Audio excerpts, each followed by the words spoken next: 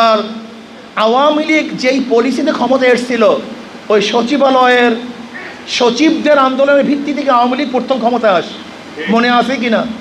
ঠিক ৯৬-তে। আজকেও সেই নকশা এবং নমুনা আওয়ামী লীগ শুরু করেছে, সচিবালয়ের মধ্যে বিশৃঙ্খলা সৃষ্টি করার চক্রান্ত করতেছে। আমি অবশ্যই সচিবালয়ের লোকদেরকে বলবো, ৯৬ আর ২০২৫ কিন্তু এক নয়। এটা ২০২৫, এটা ৯৬ সন নয়।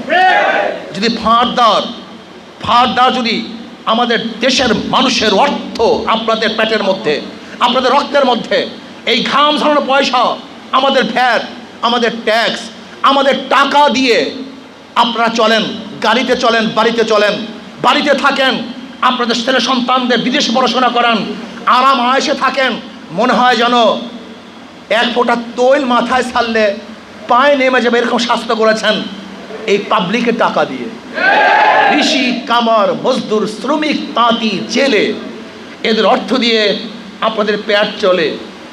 যদি এই জনগণের সাথে গাদ্দারি করেন, জনগণের সাথে বেঈমানি করেন, যদি ষড়যন্ত্রে লিপ্ত হন, দিল্লির কথায় কথা বলেন, দিল্লির প্রেসক্রিপশন অনুযায়ী আন্দোলন করেন, তাহলে বাংলাদেশের প্রত্যেকটা নাগরিক ঐক্যবদ্ধ হয়ে এমন শাসন করবে, এমন শিক্ষা দিবে।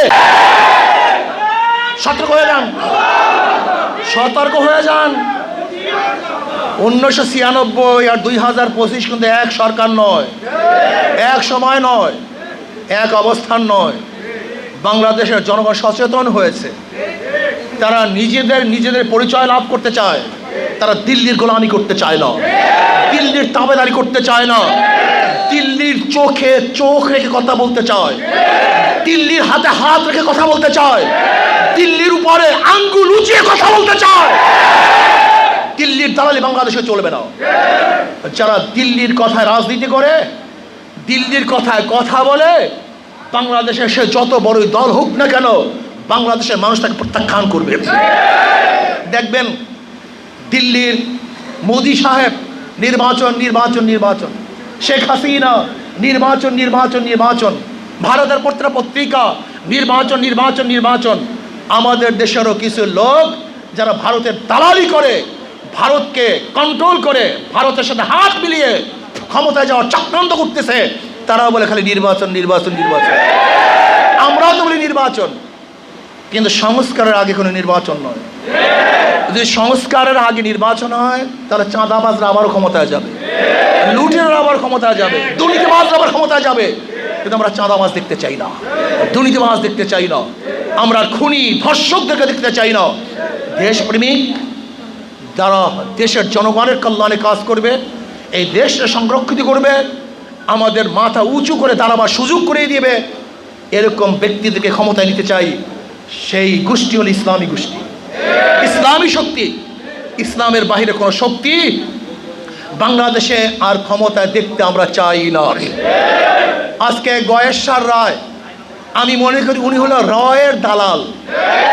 ওনার কথাবার্তা, শুধু ওনার কথাবার্তাই নয়, আমি দেখেছি এখন বিএনপির অনেক কথাবার্তা এবং তাদের কাজ ফেসিস আওয়ামী লীগের সাথে হুবাহু মিল, কাজেও মিল, বক্তব্যও মিল।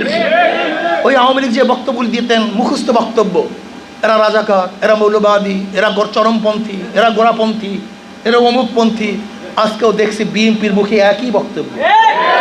আবার আওয়ামী লীগ যে চাঁদাবাজি করতো, দুর্নীতি করতো, আজকে দেখতেছি একটা দল সেই একই কাজ করতেছে, দুর্নীতি করতে, চাঁদাবাজি করতে। আমরা চাঁদা মুক্ত দেশ চান না চাঁদাওয়ালা দেশ চান? দুর্নীতি মুক্ত দেশ চান না দুর্নীতি যুক্ত দেশ চান?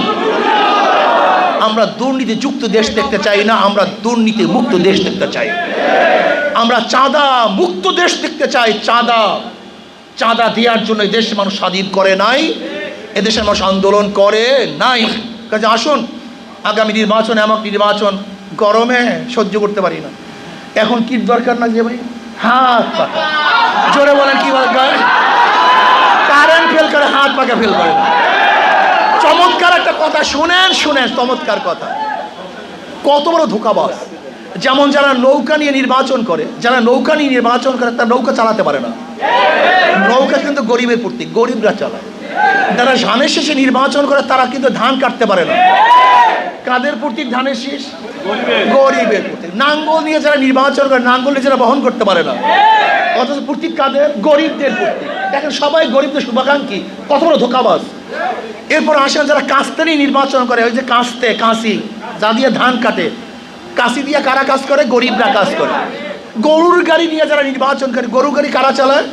গরিবরা চালায়। কিন্তু যারা নির্বাচন করে একজনও গরু গাড়ি চালাতে, তার মানে ওদের কথায়, ওদের কাজে, ওদের মার্কার মধ্যে সব জায়গায় গরমিল, কোনো জায়গায় সবই ধোঁকাবাজি। ওদের বক্তব্য ধোঁকাবাজি, ওদের মার্কার মধ্যে ধোঁকাবাজি। ইসলামী আন্দোলন বাংলাদেশ হাত পাখা নির্বাচন করে, যারা নির্বাচন করে তারাও চালাতে পারে, যারা করে তারাও চালাতে পারে। কেউ কারোর মার্কা বুকি নিয়ে ঘুমায় না, নাঙ্গল কেউ বুকি নিয়ে ঘুমায় না, নৌকা নিয়ে কেউ বুকি নিয়ে ঘুমায় না। কেউ নাঙ্গল, ধানের শীষ, নৌকা নিয়ে ঘুমায় না, কিন্তু হাত পাখে এমন এক প্রতীক ঘুমের সময় বুকের উপরে থাকে।